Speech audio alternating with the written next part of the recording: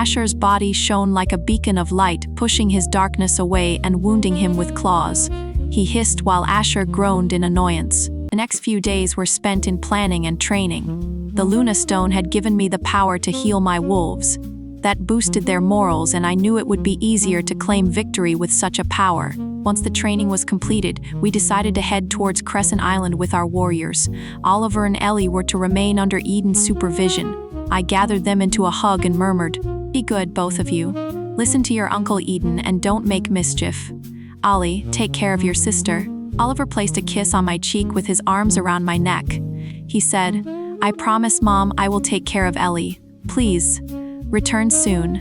Be careful, Mom, I will miss you." Ellie threw her small arms around me as well and whispered, "I will." I kissed them both. They tightly hugged Asher too before we left them with Eden. Finally, we left and boarded several small boats. We wanted to reach the island without getting detected, hence using Asher's ship was not an option. We went through the plan again in the boat and everything was set. It was the middle of the night when we arrived near the island and killed the engines at a distance. There didn't seem to be anyone around in this part of the island. Due to its difficult terrain, this side of the island had been abandoned, and not many guards were ever placed there. We used oars to row towards the shore so as not to alert the enemy. Reaching the shore, we disembarked from the boats. Pulling them on shore, we took surveillance of the area. Be careful, the enemy could be watching from the shadows. Remain vigilant and alert. Use all your senses, Asher instructed. Warriors nodded as we began to move forward when I heard faint sounds of someone crying. It sounded like a female. Be careful, it can be a trap, I instructed the warriors. We headed in the direction from where crying sounds were coming.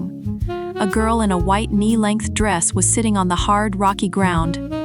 Small sobs escaped her as she had her head buried in her bent legs. Nearing her, I guessed from her scent that it was Ella. Sensing us approach, she quickly got up and faced me with a pitiful look. "Anna, please save me. Kyle has completely gone crazy. He was trying to kill me when I refused to join his forces, so I ran away." She joined her hands together and fake tears leaked out of her eyes. "Where is Kyle?" I asked, not at all moved by her lies. There was something very off about her. He sniffled. "I swear I don't know. Please, let me come with you. I don't want to be alone," she pleaded again. I didn't trust her one bit, but she could lead us to Kyle, so I let her join us. "Keep an eye on her," I told one of my warriors. He firmly nodded and grabbed her by the arm. "Thank you, Anna. You are so kind," she swooned happily. But knowing her, I understood it was all an act. We kept moving forward, heading towards the base of Shadow Organization. It was dark, but our heightened sense of sight made it easier to navigate our way. As we treaded further inland, I could sense Ella's eyes on me. I turned only to see that she was extracting a hidden gun with her free hand, ready to shoot me by keeping it near her leg. Her eyes flashed all black as she pulled the trigger, and I dodged the bullet by rolling to my side. My warriors were onto her in an instant, while Asher ran to be by my side. He helped me up. "Are you okay?" He frantically inspected my body for any wounds, shook my head, and he plastered me to his rugged chest. His heart was hammering against his rib cage. "Bring her here. I will personally end her." Asher seethed out in rage, gesturing to his warriors who dragged Ella forward, but there was no fear in her blacked-out eyes. "No, Asher, she is not herself. She is possessed by the demon," I told Asher as Ella snarled at me while 3 warriors held her. Her neck strangely twisted, and her voice changed, getting creepier and louder. "Anna, pretty Anna, why don't you come closer so I can taste that skin of yours?" He screeched through Ella as if nails were being scratched along a granite surface. Some of the warriors even placed their hands on their ears. "I am going to send you back into the abyss, and you are going to rot there forever," I challenged, and he threw his head back and cracked up, the sound so visceral that it instilled fear in the hearts of the listener. The knees of several warriors shook as I saw fear crawl its way on their faces. "Come on, Anna. Come with me and help me take on a physical form, and I will show you a world you haven't experienced before. I can replace this puny mate of yours, proving far superior to him in every way." His words disgusted me to my core, and I cringed. Asher let out a warning growl towards the demon. Blaze surfaced as Asher half-transformed, ripping his clothes. "I will send you to hell right now," Asher blazed and jumped toward the demon. The warriors sidestepped, letting the two battle it out. Asher's shirt had half torn as his muscular torso grew hair, and a special tattoo appeared on the side of his neck. It glistened because of the power of moonstones inside him. The demon and Asher collided in a fierce battle. While the demon used its dark tendrils, Asher's body shone like a beacon of light, pushing his darkness away and wounding him with claws. He hissed while Asher groaned in annoyance. All of us watched with bated breaths. "Sable, be ready in case we need to help out our mate," I asked my wolf. "Don't worry, I am always ready, and Asher will win this." He watched as Asher fatally wounded Ella and the demon inside her, only for it to escape at the last second and let Ella die. "You dare injure me? I will give you the most excruciating death," the demon chanted, before disappearing into the thin air. The veil of heaviness the demon had caused over everyone's heart slowly lifted as it melted away into the thin air. I knew it must have returned to Kyle. Ella's lifeless body lay on the ground. Asher let out a frustrated growl. He was still half-transformed. Stepping closer to Asher, I placed my hand on his hairy back and reassured him. "We will get him, don't worry. He's getting stronger. We need to move and find Kyle. This needs to end today," Asher professed as the dawn began to break on the horizon. We began to advance towards the direction of the base, but suddenly, we were surrounded from all sides by the assassins and warriors of Shadow Howl Pack. They came out of the shadows and blocked our way, their faces contorted into sinister grins, while some were just blank-faced as if they didn't wish to be there. Most of them carried advanced weapons like long silver-nozzled guns, which I was sure contained silver bullets. Others carried swords and daggers. A few had already transformed into their wolves, letting out haunting growls to intimidate us. Both groups faced each other. "You can't proceed any further or we will be forced to kill you," one of the warriors in the lead shouted. "Anna, return or this will only lead to carnage and bloodshed," one of the assassins I knew called out. There was fear in his eyes as he knew how ruthless I could become. "We are not here to return. This is about doing the right thing. And at this moment, it is to kill that demon and Kyle," I retorted back. It was time to put our plan into action. I snapped my fingers together and some of my chosen warriors instantly shifted, making ranks. No one feared the guns and silver bullets, for the enemy was unaware of my newfound healing ability. Asher protectively covered me with his body as I unwillingly gave the order. "Attack K!" Everything after that moment happened in a blur. The enemy blindly opened fire. They rained silver bullets on us, ready to kill. Asher fully transformed into Blaze. He was a true beast, standing at 6 feet. Being a lichen, he could walk on 2 legs. Picking up an assassin, Asher tore his body into 2 halves with his sharp claws as if it was made from cardboard and not flesh and blood. Visceral snarls, groans, and loud growls filled the air as men and wolves collided, and then bloodshed began. My duty to heal my warriors started too. The newfound powers danced on my fingertips in waves of white wisps. Whenever a warrior was hit with a bullet or was injured, my powers would seep out of my hands in tiny bursts of energy and float through the air like white smoke. Covering the injured part, it would instantly heal. The bullets would be pulled out and wounds would rapidly seal, restoring the warrior to his previous state. Soon, they figured out what I was doing, and 3 assassins surrounded me while Asher was tearing apart the enemy. "So you learnt some parlor trick," one of the assassins whose ass I had kicked numerous times during training called out. "Why don't you come closer and I will show you," I taunted, and he attacked, letting out a frustrated cry. Oh, I always love the brainless ones who attack without assessing the situation. I had my knives out in no time, and once he came in range, I plunged them deep into his temples from both sides. The blood spluttered out like a natural geyser and tainted my hand and the ground in its crimson shade while I watched his body heat. The other 2 attacked simultaneously, but Asher had already seen them. He leapt through the air and snatched both of them by their heads. Twisting them, he put them out of their misery with a loud growl resounding in his hairy chest. Blowing my beastly mate a flying kiss, I returned to healing my warriors. The next growl he let out seemed like a needy whimper. "Thank you, Luna," one of them said as I healed his belly where he had been shot 3 times. I nodded at him and moved further along, dodging several bullets as they whizzed past me. Our numbers remained the same while the enemy began to dwindle as they fell like flies while standing on the wrong side of history. I pitifully watched them while they were torn apart by our warriors.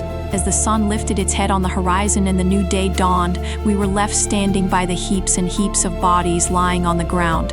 Patches of blood, innards, and body parts were scattered in all directions. Screams and cries for help could be heard from those who were injured. If only all this could have been avoided. I sadly shook my head. The wars are never pretty. They chip away at one's sanity, and that human part of us gets lost somewhere. At the cusp of this dawn, I made myself a promise to try and restore peace so less and less lives were lost. Blaze trotted towards me. His rough tongue snuck out and he gave me a big lick, announcing our victory. I heartily smiled and ruffled his black fur. "We did it," I proudly said, as Blaze transformed and Asher stood tall beside me. One of our warriors handed him a pair of pants. Warriors rejoiced, pumping the air and letting out shrieks of victory. But I knew this was just one step. We had only won one battle. The war would only be won when Kyle would be dead. A bloody hand reached out and grabbed my leg. I pitifully glanced down to find one of the assassins I had trained with him. His mouth was covered in blood and so were his hands. Grabbing him by the hair, I lifted him and blasted. "Go tell your master Kyle that I am coming for him." I watched the battle unfold through the hidden cameras while sitting on my desk in my office. Anna now had healing powers and Asher's strength was unmatched. He was a beast in the literal sense. The way he tore apart wolves and men was beyond comprehension, for he possessed the power of 5 moonstones within him. And Anna, with that curvaceous, milky body of hers, a smoldering heat coiled tight in my gut just looking at her.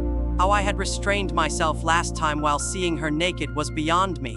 My eyes were glued on her, and once all my plans fell into motion, I would have her as my most prized possession, bound entirely to my will.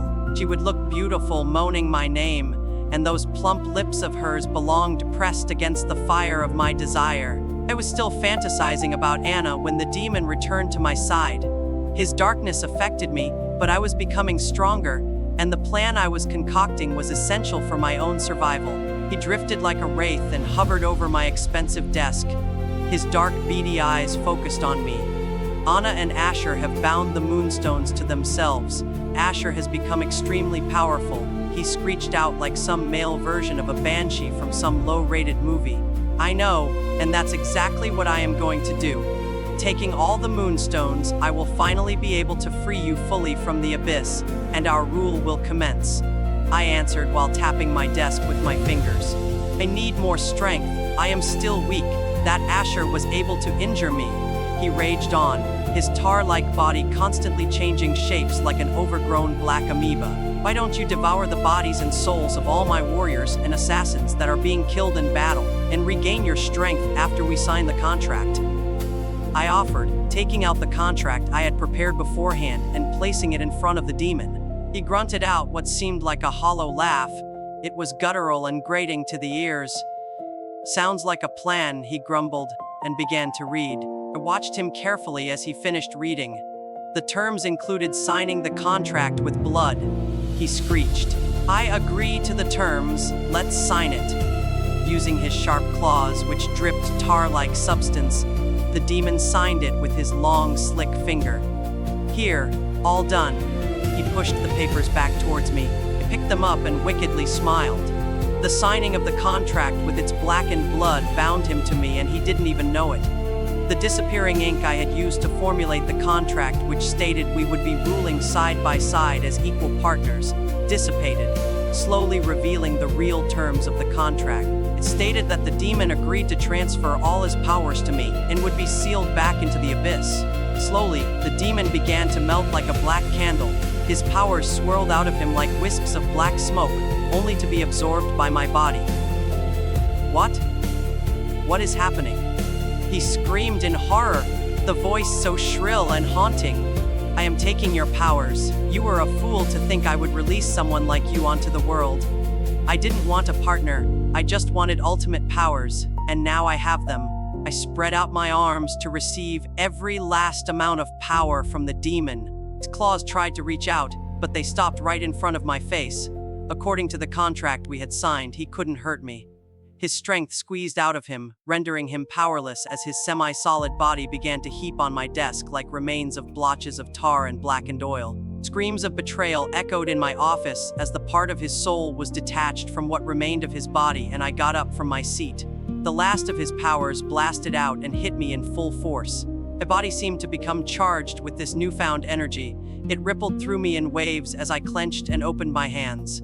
The sparks danced on my fingertips, ready to be loosened on whoever tried to cross my path. My eyes changed color. They were like red rubies now and had slits like a cat. The demon was reduced to his weakened soul state, separated from its body. I opened a plastic case and clicked a button under my desk. The hard floor of my office slid open, revealing the dark abyss that lay underneath. This had been his resting place for centuries, protected by the red, swirling shield that lay in a hovering circle above it. When I had discovered it for the first time, I had decided to make my base here to keep an eye on him and release him when needed. Now that it had served its purpose, it was time for it to return to that hole. The abyss, like something alive, called out to it. Its soul was sucked back in as it threatened in its final words.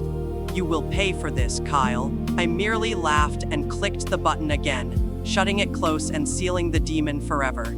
Staring back at the monitor, I saw Anna hugging that fucking mate of hers. "Just you wait, Anna. Soon the world and you will be mine," I whispered, opening the hidden door which only I knew about or could open with my handprint. It led to a secret tunnel, so I left my office. It was time to disappear for a while.